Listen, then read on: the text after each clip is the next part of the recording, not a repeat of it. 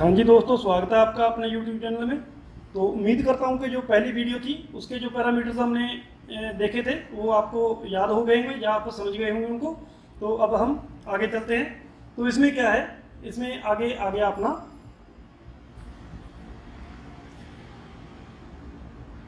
Face value कि किसी share की फेस वैल्यू का क्या मतलब बनता है। वैसे तो देखिए इतनी ज़्यादा इंपॉर्टेंस ये नहीं रखता, बट कई जगह पे ये काफ़ी ज़्यादा इंपॉर्टेंट हो जाता है और इसका मीनिंग हमें पता होना जरूरी है। सो इसीलिए मैं पहले इसको कवर करता हूँ। तो क्या होता है कि जैसे मान लो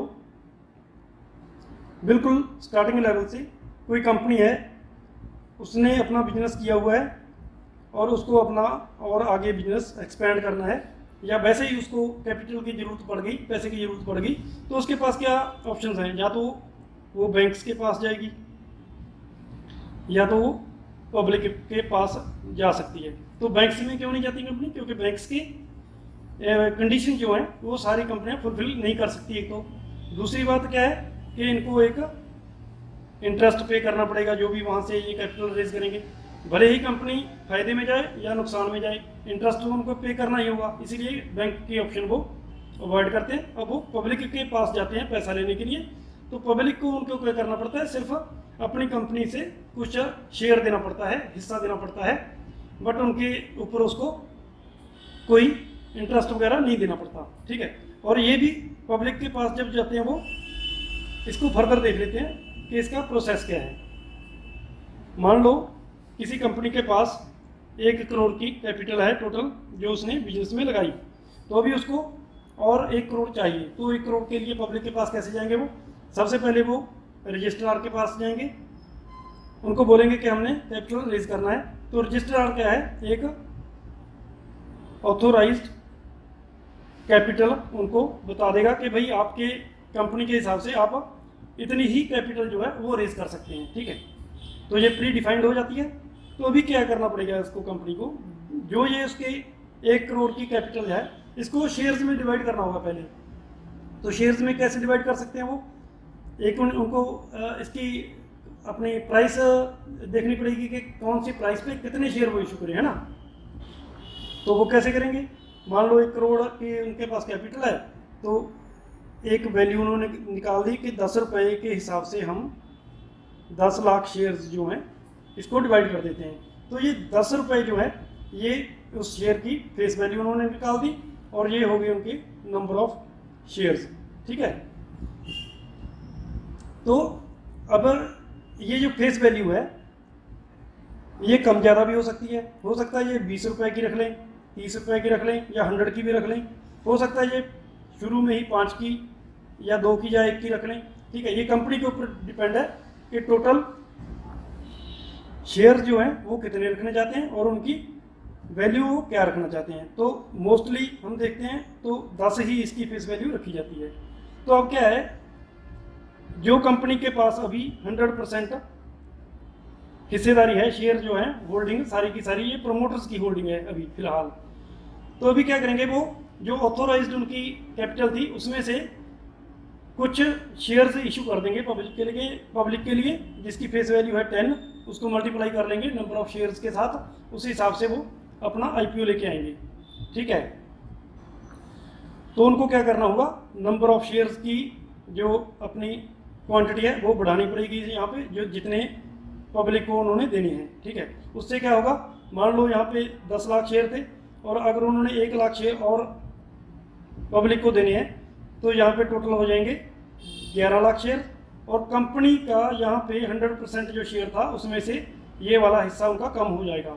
अब फॉर एग्जांपल हम देख लेते हैं, एज्यूम करो कि अगर 1 लाख दे दिया तो पता ही है कि 10% से उनकी हिस्सेदारी कम हो जाएगी। 1 लाख अगर उन्होंने और शेयर इशू कर दिए यहाँ पे। ठीक है। तो उसमें क्या हुआ कि 90% अब कंपनी की हिस्सेदारी है, इसमें 10% उन्होंने पब्लिक को दे दिया। ठीक है। इस कंसेप्ट को समझिए आप। तो अभी और थोड़ा सा देख लेते हैं। इसमें एक टर्म आती है ना, शेयर कैपिटल। तो क्या कि ये वाली जो है 10 रुपये के हिसाब से पहले कंपनी की 1 करोड़ की शेयर कैपिटल थी।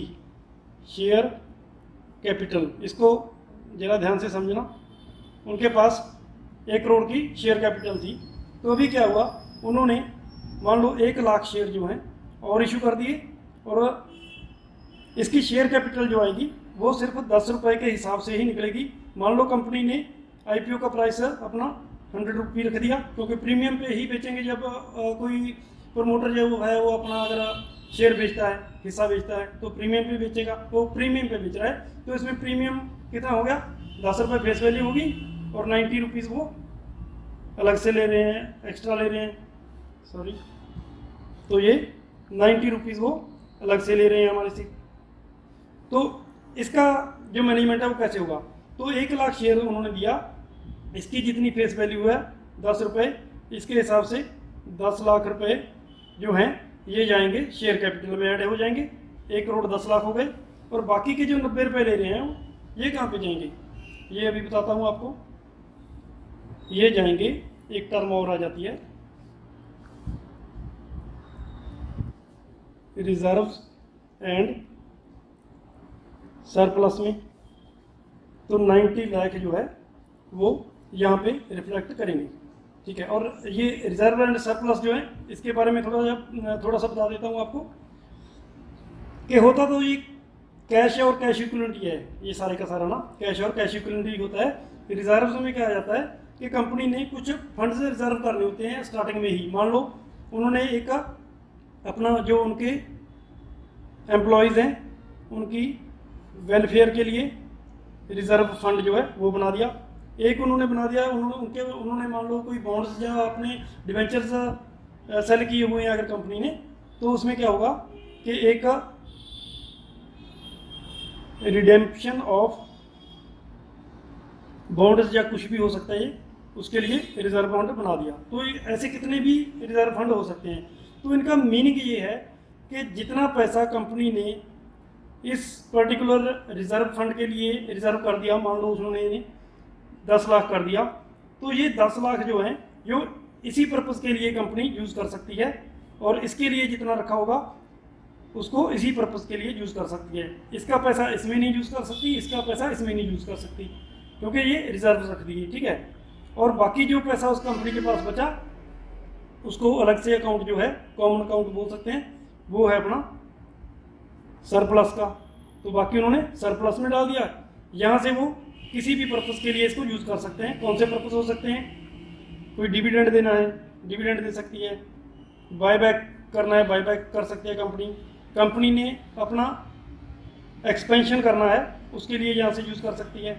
किसी कंपनी ने अपने कोई रेनोवेशन करानी है वो यूज़ कर सकती है। कहने का मतलब है ये एक कॉमन अकाउंट है, इसमें से कहीं पे भी यूज़ किया जा सकता है पैसा। रिजर्व में सिर्फ जिस पर्टिकुलर रिजर्व फंड के नाम से बनाया है उसी के लिए वो यूज़ किया जा सकता है। तो ये इसमें थोड़ा सा फ़र्क है और कोई ख़ास फ़र्क नहीं है। और बैलेंस शीट में ये एक ही जगह पे रिजर्व्स में ही रिजर्व्स किसका कहीं कहीं रिजर्व्स लिखा होगा सिर्फ, कहीं कहीं रिजर्व्स एंड सरप्लस भी लिखा होगा।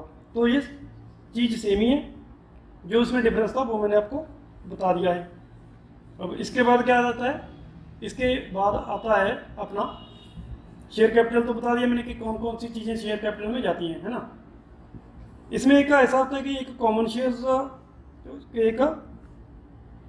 होते हैं, कॉमन शेयर होल्डर्स होते हैं, एक प्रेफर्ड होते हैं। तो इसमें थोड़ा सा फर्क समझ लेते हैं। कॉमन कौन से होते हैं, कॉमन होते हैं जो आईपीओ के तहत लोग अपना कंपनी में शेयर खरीदते हैं, बाय करते हैं। प्रेफर्ड क्या होते हैं, प्रेफर्ड होते हैं कि जैसे मान लो कोई कंपनी है, उनके कोई रिश्तेदार हो सकते हैं, उनके कोई जानकार हो सकते हैं, तो उनको वो आईपीओ के बिना ही कुछ शेयर्स हैं वो अलॉट कर सकते हैं, उसको बोलते हैं प्रेफर्ड। तो इन पे क्या होता है, इनके ऊपर कंपनी एग्रीमेंट साइन करती है।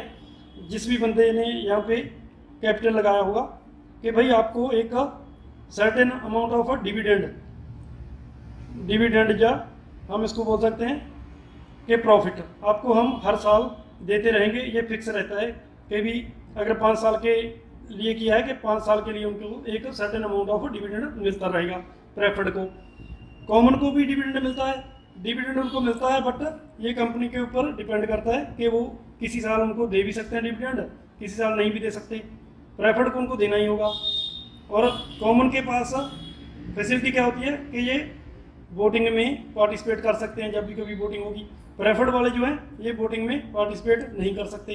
तो ऐसे कुछ इनका डिफरेंस होता है। बाकी ये जो पैसा जो आएगा ये भी शेयर कैपिटल में ही जाएगा जो इन शेयर होल्डर्स ने कंपनी को पैसा दिया होगा। ठीक है, इतना समझ लो। तो शेयर कैपिटल हमें पता चल गई क्या होती है। इसके बाद टर्म जो आ जाती है वो है इक्विटी कैपिटल। तो इक्विटी कैपिटल जो है इसमें क्या क्या कंसिडर होता है, इसमें कंपनी का एक तो जो शेयर कैपिटल मैंने बता दिया आपको, शेयर कैपिटल कंसिडर होगा, प्लस इसमें रिजर्व्स एंड सरप्लस भी आ जाएंगे इसी में। ठीक है, उसको हम इक्विटी कैपिटल बोलते हैं किसी भी कंपनी का। और इसके बाद आ जाता है अपना डेट। डेट क्या होता है, डेट हमें पता है कि किसी बैंक से अगर कंपनी ने कोई लोन लिया हुआ है उसको हम डेट बोलते हैं। ठीक है, इसके बाद क्या आता है, एक रेशो आती है डेट टू इक्विटी रेशो। तो अभी हम एक डेट टू इक्विटी का एक एग्जांपल देख लेते हैं। मान लो किसी कंपनी का 500 करोड़ का उसके पास टोटल कैपिटल है जिससे वो बिजनेस कर रही है। तो इसमें क्या है कि डेट हम मान के चलते हैं कि कंपनी के पास 200 करोड़ है इसमें से, और 300 करोड़ जो है वो इक्विटी कैपिटल है। तो इसको अगर हम यहाँ पे डिवाइड करके देखेंगे, कैलकुलेट करके देखेंगे, तो डेट अपॉन इक्विटी करेंगे, डेट को ऊपर रखेंगे और इक्विटी को नीचे रखेंगे। सो डेट हमने रखा 200 करोड़ ऊपर रखा, 300 करोड़ से इसको अगर हम डिवाइड करेंगे तो इसका आंसर निकल के आ जाएगा 0.66। तो ये लेस देन 1 है, एक से कम है, तो हम इसको मानेंगे कि कंपनी के लिए ये पॉजिटिव है। और अगर ये कंडीशन उल्टी हो जाए, मान लो कंपनी के पास डेट जो है वो हो जाए 300 करोड़ का और कंपनी के पास इक्विटी जो है वो हो जाए 200 करोड़ की, तो अगर अब इसको हम कैलकुलेट करेंगे तो ये निकल के आ जाएगा 1.5। तो ये एक से ज़्यादा हो गया। तो नॉर्मल केस में तो ठीक है कि हम देख रहे हैं कि भाई अगर किसी कंपनी के पास डेट ज़्यादा है तो हम वो कंपनी के लिए नेगेटिव है। बट इसको अगर हम डीप डाइव जब करेंगे, डीप डाइव में हमें पता चलेगा कि अगर कंपनी के पास डेट ज़्यादा भी है बट वो उस डेट का यूज़ अच्छे से कर रही है, कहने का मतलब है कि सेल्स भी उसके काफ़ी अच्छे हो रहे हैं और नेट प्रॉफिट भी वो काफ़ी अच्छा जनरेट कर रही है, तो उस केस में हम अगर डेट ज़्यादा भी है तो उसको भी कंपनी को कंसिडर कर सकते हैं। बाकी के पैरामीटर जो हैं उसके सारे के सारे अगर वो हमारे फेवर में जाएंगे तो हम इसको भी कंसिडर करेंगे। ठीक है, और एक केस और होता है कि जैसे कोई NBFC कंपनी है, नॉन बैंकिंग फाइनेंस, जब बैंक है या तो हम बोल सकते हैं मेटल सेक्टर है, यहाँ पे डेट की ज़्यादा जरूरत होती है, तो उन कंपनीज में मोस्टली आपको ये जो डेट टू इक्विटी रेशियो है ये मोर देन 1 ही मिलेगा। कई केसेस में तो बैंक में ये 4 से भी प्लस होता है। तो ये हमने बाकी के फंडामेंटल्स जो हैं कंपनी के उसके सारे के सारे देखने के बाद डिसाइड करना है। मोटे तौर पे हम बोल सकते हैं कि भैया अगर कंपनी के पास डेट कम है और ये इक्विटी ज़्यादा है तो वो हमारे फेवर में होती है। ठीक है, तो अभी इस वीडियो में इतना ही बात करते हैं, बाकी पैरामीटर जो है अगली वीडियो में देखेंगे। तो वीडियो देखने के लिए आपका बहुत बहुत धन्यवाद सभी का।